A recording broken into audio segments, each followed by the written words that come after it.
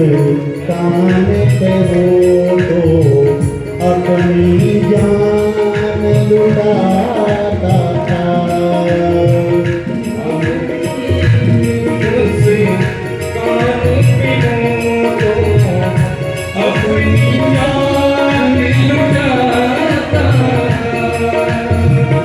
जग बिसरा के आँखों पहरिया, जग बिसरा के आँखों पहरिया, अपने ही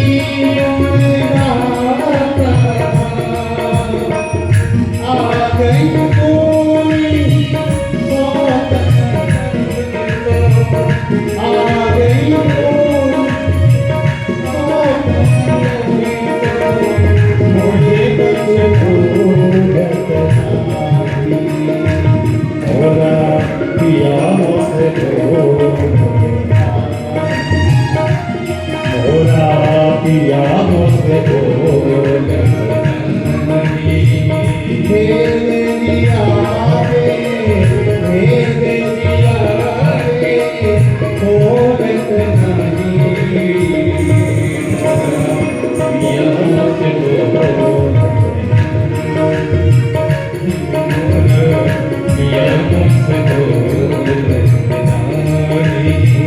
ध्रुव जी ने देखा भगवान नारायण न वो कुछ बोल रहे हैं, न अपने आप स्वयं कुछ कहने में सामर्थ्यवान है। मेरे भगवान समझ गए, तुरंत दिव्य शंख निकाला और बालक के कपोल से उस शंख को लगाया और माँ सरस्वती जीवा में बैठ करके एकदम प्रकट हो गई। बड़ी दिव्य स्तुति आज बालक ध्रुव उस परमात्मा के उस हरि रूप का चिंतन करके कर रहे हैं। योऽन्तः प्रविश्य मम वाचमिमां प्रसुप्तां संजीवयत्यखिल शक्तिधरं स्वधाम्नाम् अन्याश्च हस्तचरण श्रवणत्वगादि प्राणान्नमो भगवते पुरुषाय तुभ्यम्। आज वाणी प्रस्फुटित हो गई और इन आँखों अब बालक ध्रुव प्रसन्न गदगद होकर के उस मोहनी मूर्ति को अपने दोनों नेत्रों में बंद करके समाहित करके पलकों को गिरा करके पर्दा डाल दिया और गदगद होकर के स्तुति कर रहे हैं। मेरी इन आँखों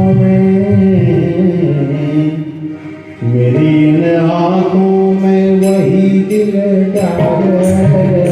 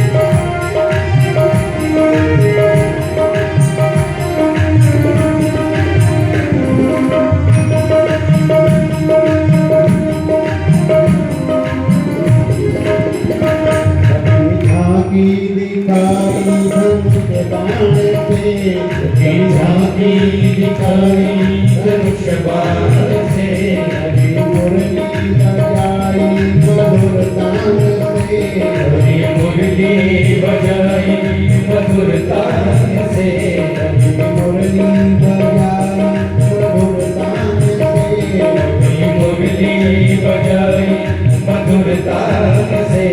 ऐसे होठों पे, ऐसे होठों पे, ऐसे होठों पे सब कुछ निसार है, वो निसार है,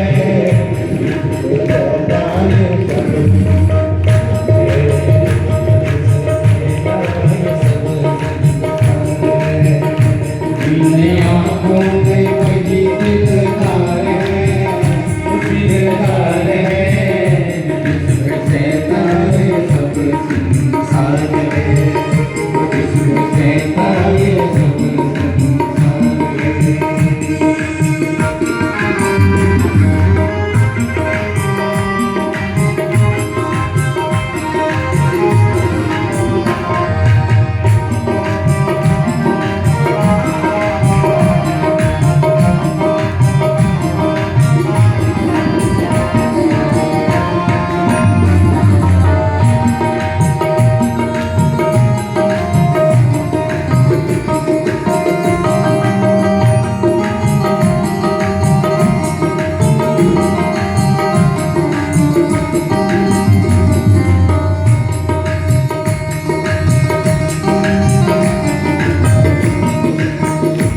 कभी बन के यहाँ विप्र दुर्बल बना, कभी बन के दुर्बल बना, कभी बन के यहाँ विप्र दुर्बल बना, कभी बन के यहाँ दुर्बल बना, द्रौपदी के लिए वस्त्र बादल बना, द्रौपदी के वस्त्र बादल बना, कभी हम में ही, कभी हम में ही, कभी हम में ही का अवतार है, वो अवतार है, सहजाए सब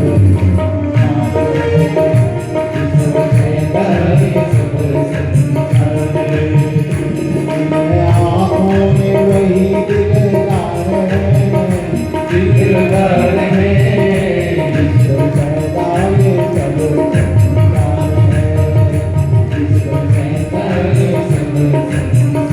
है, कभी सोने की लंका लुटाता फिरे, कभी सोने की लंका लुटाता फिरे, कभी सोने की लंका लुटाता फिरे, कभी सोने की लंका लुटाता फिरे, कभी गोकुल में माखन चुराता फिरे, कभी गोकुल में माखन चुराता फिरे, हर चमन में, हर चमन में, हर चमन में उसी की बहार है, वो बाहर है, सहजाए सब संसार है, जिसको सहजाए सब संसार है, आँखों में वही वो दिलदार है, जिसको सहजाए सब संसार है, जिसको सहजाए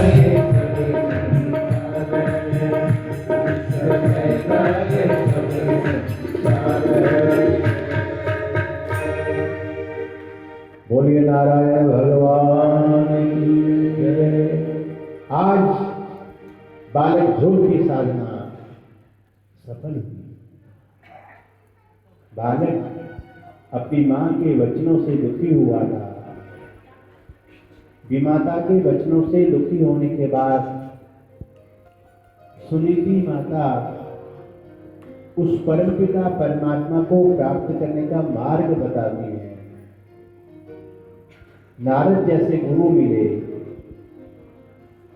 द्वादशाक्षरी ओम नमो भगवते वासुदेवाय जैसा मंत्र मिला, साधना सफल हुई, परमपिता परमात्मा को प्राप्त कर लिया। प्यारे, अरे बालक, वेदाहं ते व्यवसितं हृदि जानन्य बालक, तत्प्रेक्षामि भद्रं ते दुरापमपि सुव्रता। अरे प्यारे, आपकी तप तेज की साधना का फल मैं वर देना चाहता हूँ, आपको अचल लोक प्रदान करना चाहता हूँ।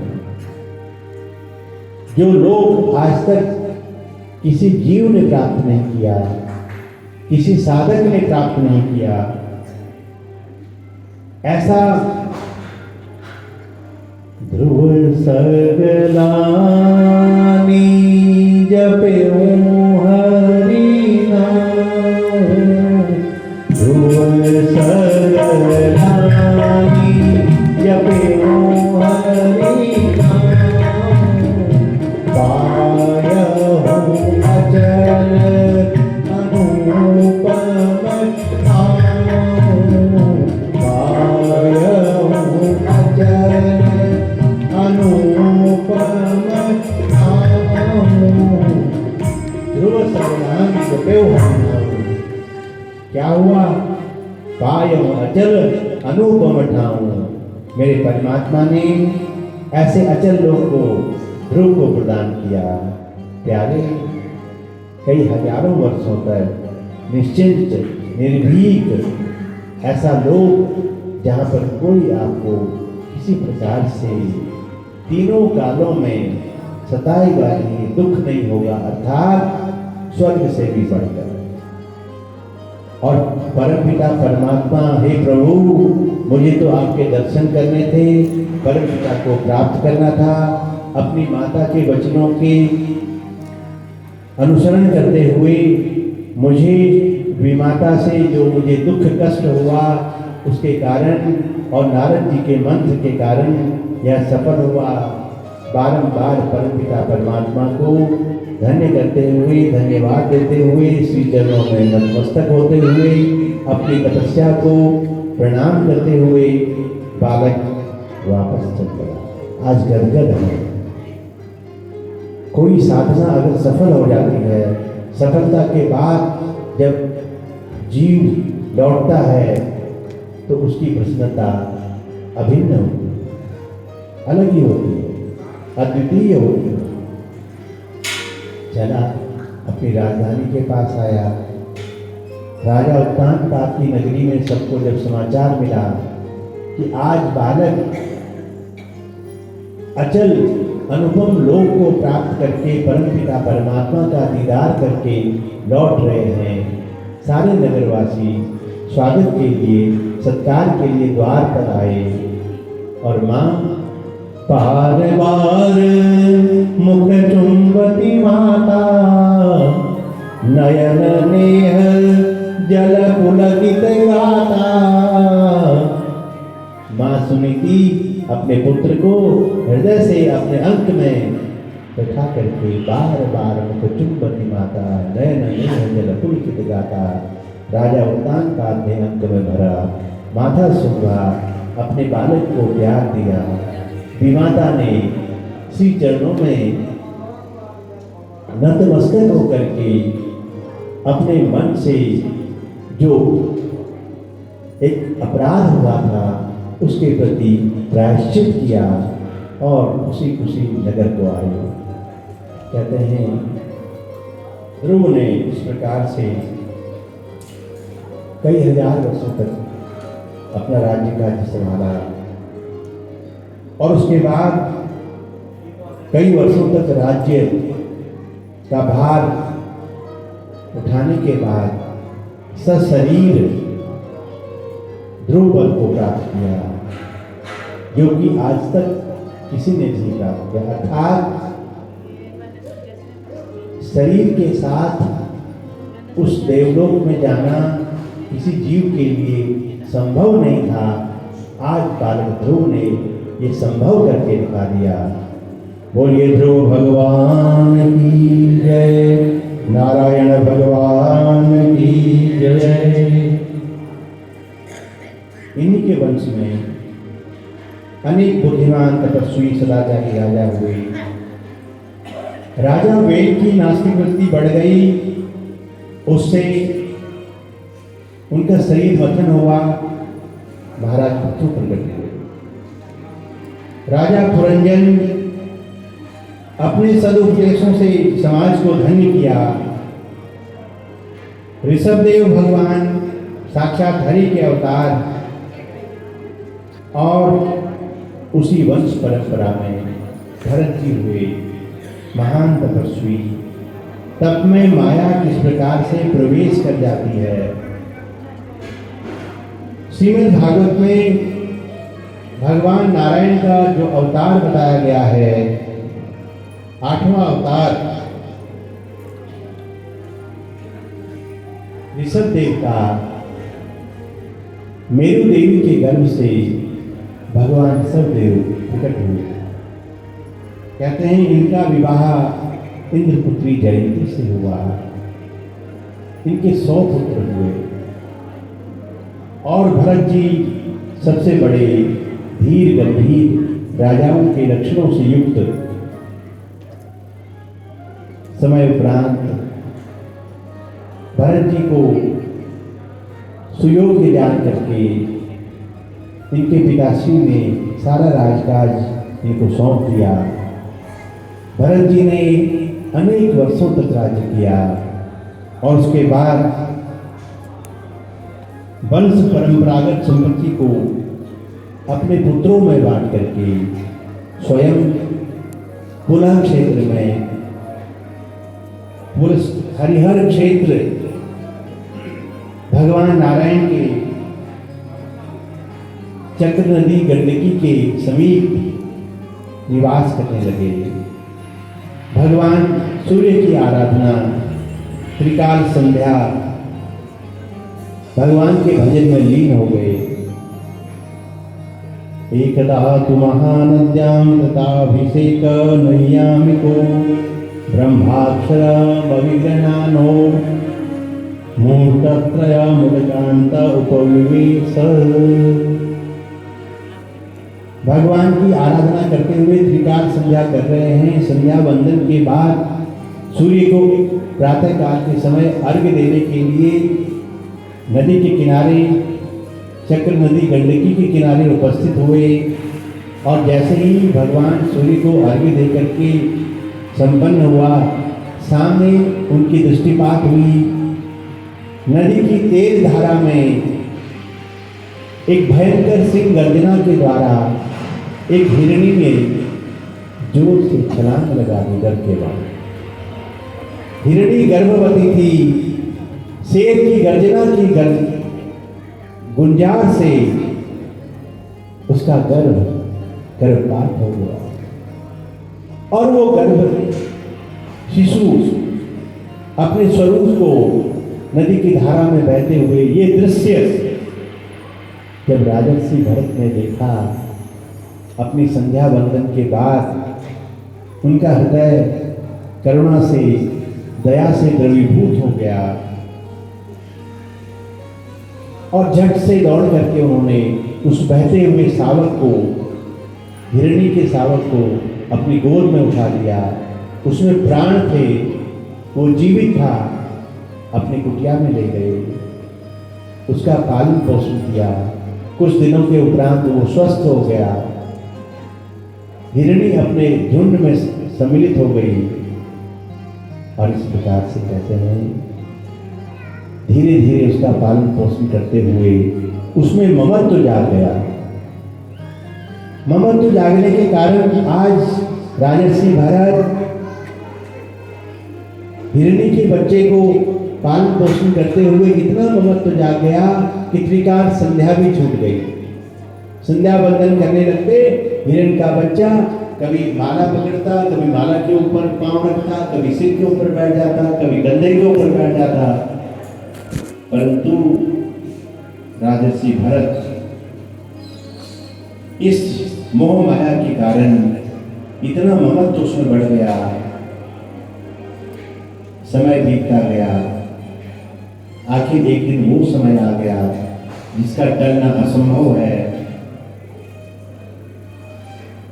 कहते हैं हिरण शावक सामने बैठा है और भरत जी अपने अंतिम समय में हैं।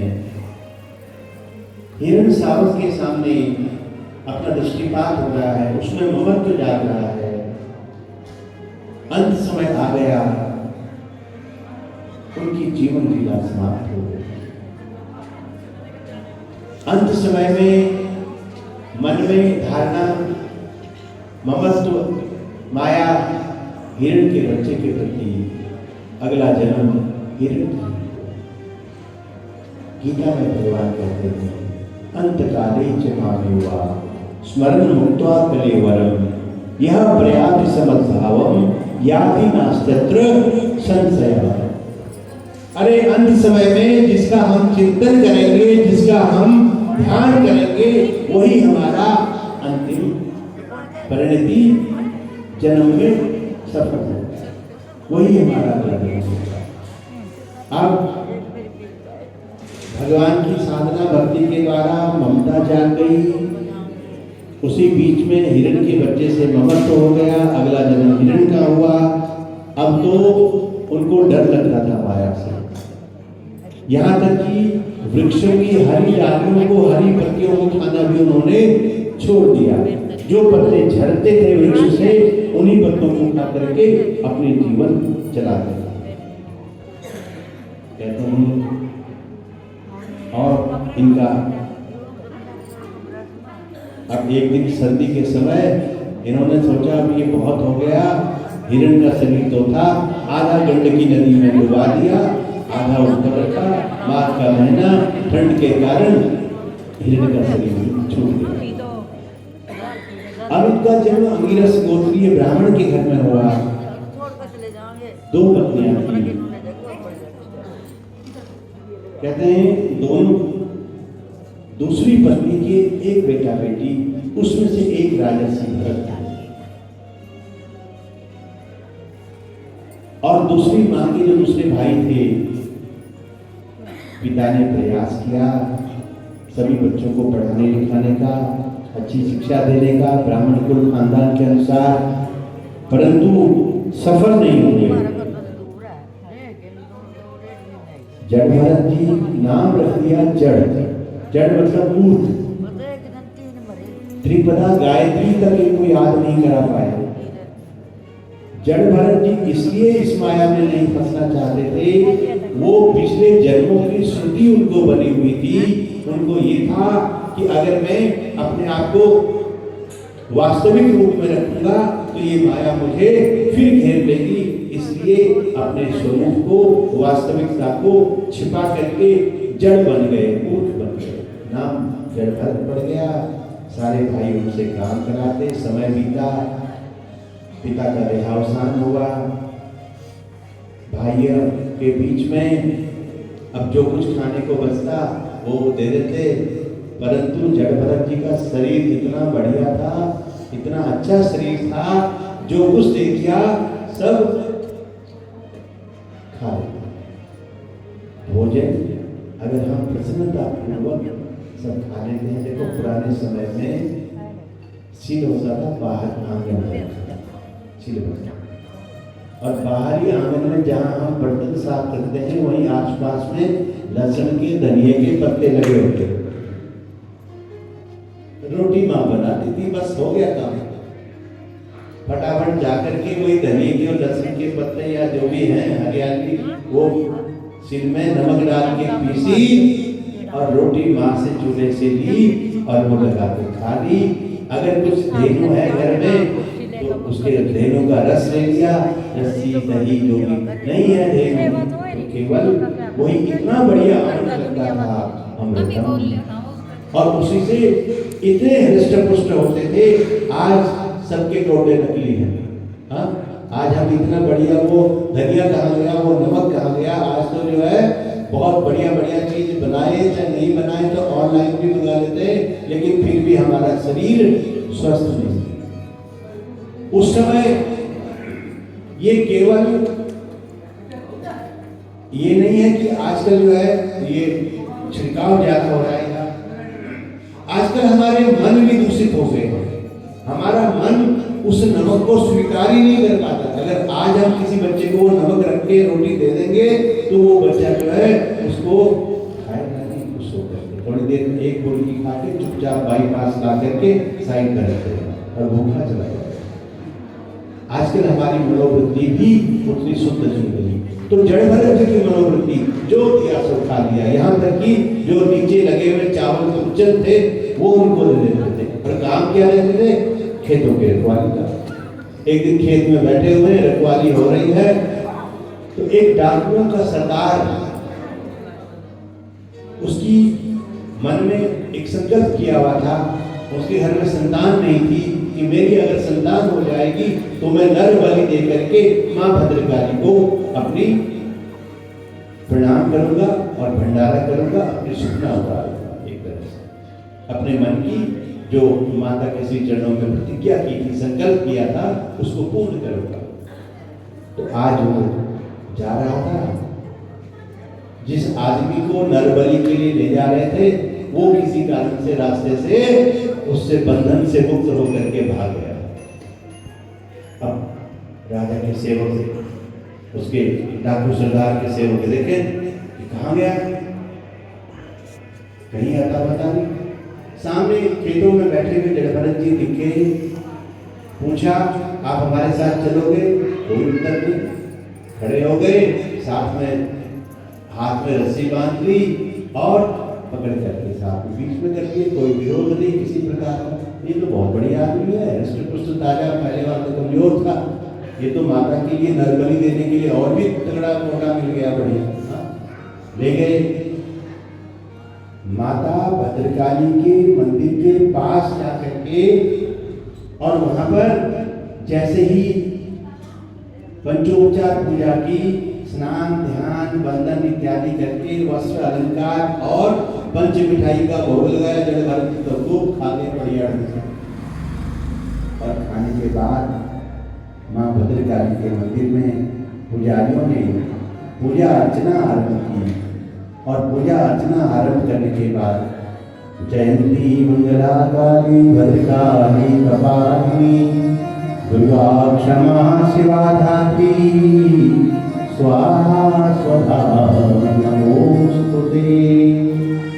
जैसे ही पूजा अर्चना की और दस्यु सरदार ने हाथ में म्यान से तलवार बाहर निकाली और मां भद्रकाली के चरणों में उस मनुष्य की बलि के लिए उसको सर को धड़ से अलग करना चाहा। जैसे ही प्रहार करने के लिए खड्ग उठाया, मां अट्टहास करते हुए जोर से मां अपनी प्रतिमा से बाहर प्रकट हो गई। बोलिए भद्रकाली माता की जय। और जैसे ही प्रकट हुई वैसे ही दस्यु सरदार को पकड़ करके मां भद्रकाली ने उसका वध कर दिया। और सारे जितने भी सैनिक थे कोई भाग गए, कोई सब किनारे हो गए। और जड़ भरत जी बिल्कुल चेतन अमल सहज सुख राशि स्वीकरते त्रैलोक सुपासी।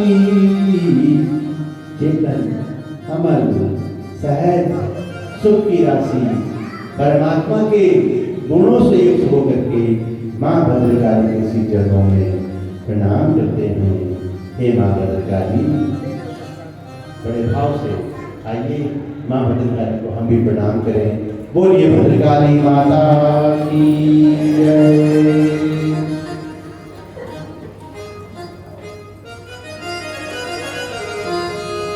हो दिल अब कौन भद्रकाली के श्री चरणों में आज जड़ भरत जी कह रहे हैं, मम्मी ये मेरी माँ, मेरी जन्म दात्री से भी ऊपर तो है, अब तूने मेरा हृदय फूलों से सुसज्जित कर दिया है।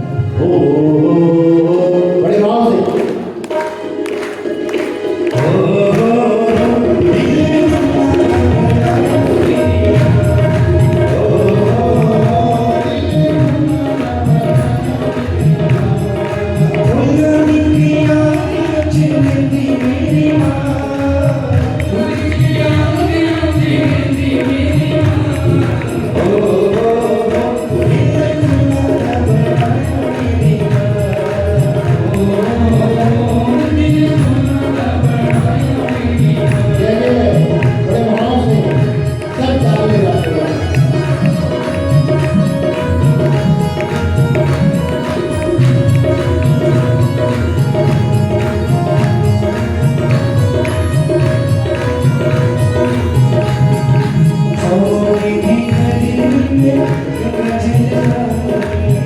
सोने की कड़ी में गंगा जल पानी, सोने की कड़ी में गंगा जल पानी, सोने की कड़ी में गंगा जल पानी, जरा दुलारी बिना आयो मेरी माँ, जरा दुलारी बिना आयो मेरी माँ, ओ दिल चुना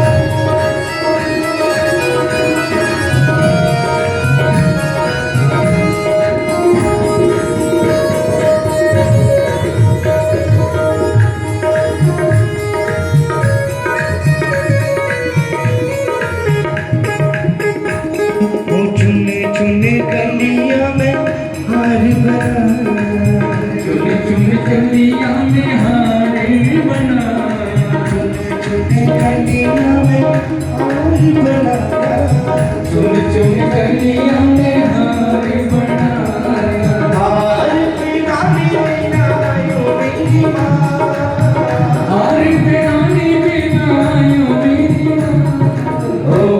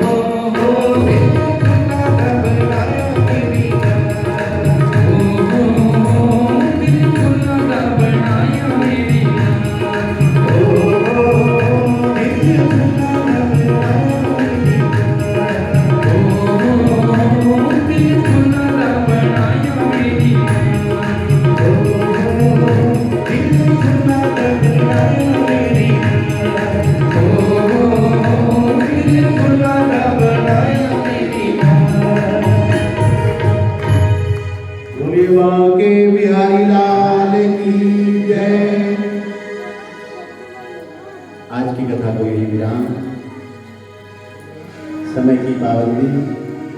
कल मेरे भगवान का जन्मोत्सव है। बहुत सज करके जो भी पिछले 3 दिन की कमी है उसको हम पूर्णता की ओर ले जाने का प्रयास करेंगे। साक्षात परमात्मा का दीदार करने सब बड़े उमंग से, बड़े भाव से अपने अड़ोसी पड़ोसी सब इष्ट मित्र सगे संबंधियों सहित पधारे। आपको सादर निमंत्रण है। कल से उत्सव ही उत्सव है। भगवान जी का जन्म होगा, 56 भोग होंगे, भगवान जी का विवाह होगा और फिर समापन का दिन होगा। बड़े भाव से आज की कथा को विराम। कल जो भी अपनी श्रद्धा भक्ति से टोकरी टोकरी जो भी मेरे भगवान को गिफ्ट देना चाहें, नो टेंशन, सब समय पर पहुँचे। समय वही रहेगा। कल थोड़ा सा एक ध्यान जरूर रखना, जिसके पास अपना कोई साधन हो वापस जाने का प्रयास करना। थोड़ा बहुत अगर आनंद में विलम्ब हो जाए, कल के दिन और आखिर के दिन 2 दिन के लिए थोड़ा सा आपसे रियायत चाहेंगे। वैसे तो प्रयास करेंगे। आज की कथा को विराम। तेरा नाम बोलो मन हरि,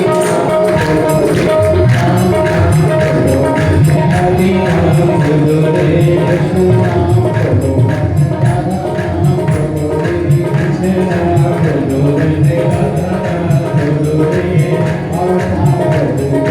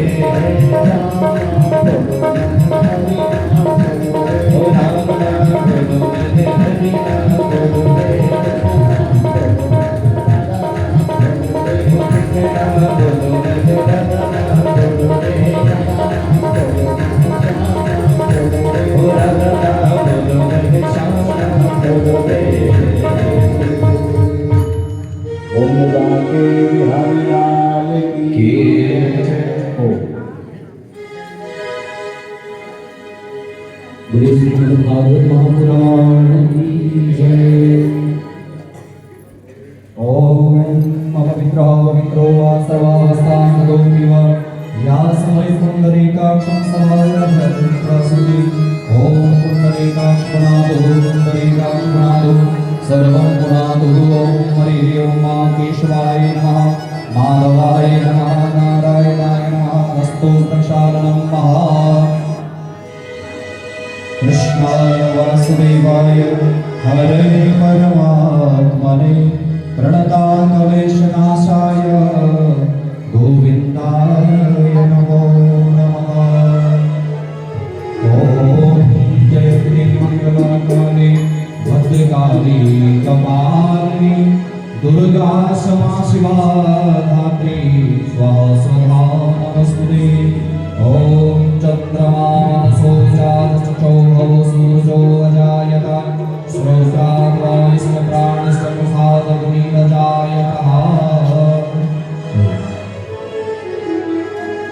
आरती गाऊं प्यारे तुमको मनाऊं, आरती गाऊं प्यारे तुमको मनाऊं। जय जय कृष्ण कन्हैया तेरी आरती गाऊं, जय जय कृष्ण कन्हैया तेरी आरती गाऊं।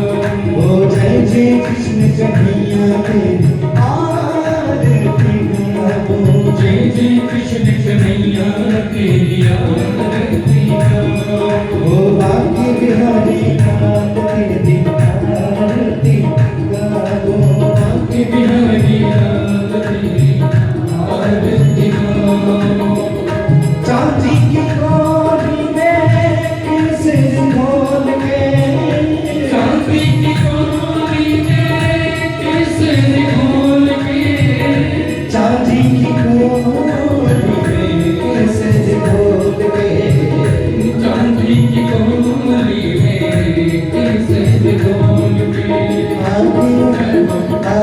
आके दिल दिल गाऊं तेरी आरती गाऊं। जय कृष्ण कन्हैया तेरी आरती गाऊं।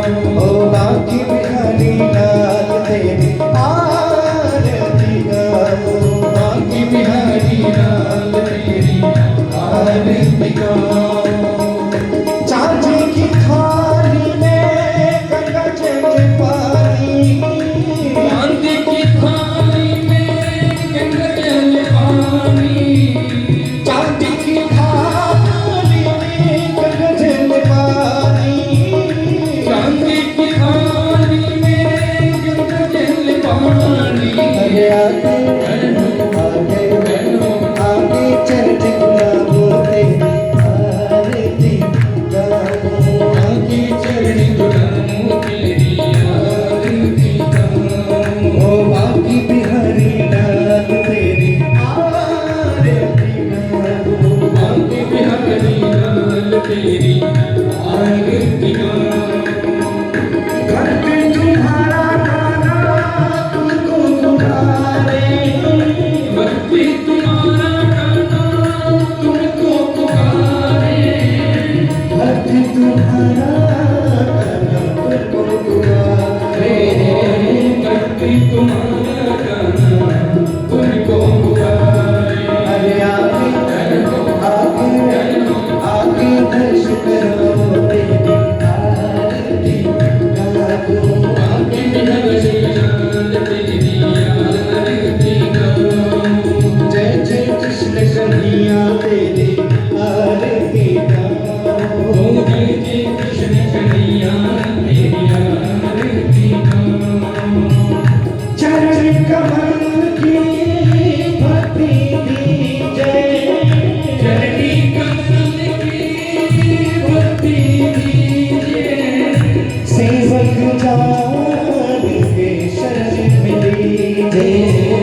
सेवक जान के शरण में लीजिए। ओ जय जय जय जय जय जय जय कृष्ण कन्हैया तेरी आरती गाऊं। जय जय कृष्ण कन्हैया तेरी आरती गाऊं। ओ भाग्य बिहारी लाल तेरी आरती गाऊं। बांके बिहारी लाल तेरी आरती गाऊं। तेरी आरती गाऊं। तेरी आरती गाऊं।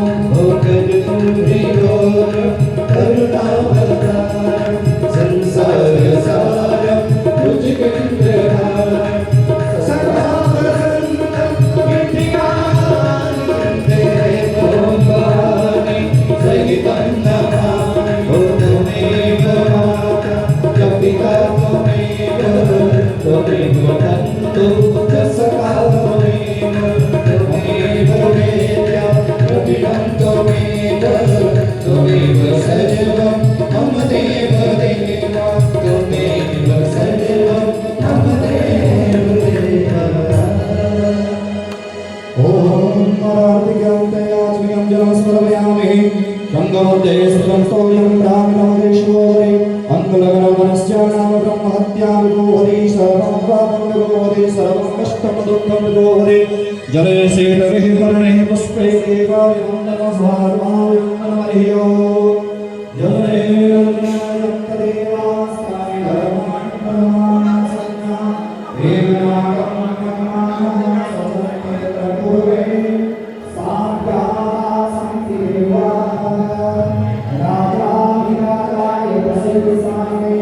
नमो वेंकटेश्वराय गुरुवे संकामाय कामकामाय मह्यं कामेश्वरेश्वराय प्रदातु कुबेराय वैष्णवाय महाराजाय नमः। ॐ विश्वतस्तुतो विश्वतो विश्वतो महाभूतविश्वतस्तातः संपादभ्यां दमय सम्पदत्रे याता भूमि जनयन्त देवैकः। एकदन्ताय विद्महे वक्रतुण्डाय धीमहि तन्नो दन्ति प्रचोदयात्। तत्पुरुषाय विद्महे महादेवाय धीमहि तन्नो रुद्रः प्रचोदयात्। नारायण विद्महे वासुदेवाय धीमहि तन्नो विष्णुः प्रचोदयात्। ॐ शैवन्तिकावकुलचम्पकपाटलाब्जे पुण्डागजातिकरवीररसालपुष्पे बिल्वप्रभालतुलसीदलमञ्जरीभिः त्वां पूजयामि जगदीश्वर मे प्रसिद्ध। नानासुगन्धिपुष्पाणि यथा कालोद्भवानि च पुष्पाञ्जलिर्मया दत्तं गृहाणा परमेश्वरः। दिव्यमन्त्रपुष्पाञ्जलिं समर्पयामि। श्रीपुराणपुरुषोत्तमाय नमः। बोलिए श्रीमद्भागवत महापुराण की जय। वृंदावन बिहारी लाल की जय। श्री सतगुरुदेव भगवान की जय। जगत गुरु श्री चंद्र भगवान की जय। व्यास जी महाराज की जय। श्री हरि परशुराम भगवान की जय। रेणुका मैया की जय। जमदग्नि ऋषि महाराज की जय। सुखदेव जी महाराज की जय। सत्य सनातन धर्म की जय हो। धर्म की जय हो। धर्म की जय हो। अधर्म का विनाश हो। अधर्म का विनाश हो। प्राणियों में सद्भावना। प्राणियों में सद्भावना। विश्व का कल्याण। विश्व का कल्याण। ओम नमः पार्वती पतये हर हर महादेव। सर्वे भवन्तु सुखिनः। सर्वे सन्तु निरामया। सर्वे भद्राणि पश्यन्तु मा कश्चित् दुःखभाग् भवेत्।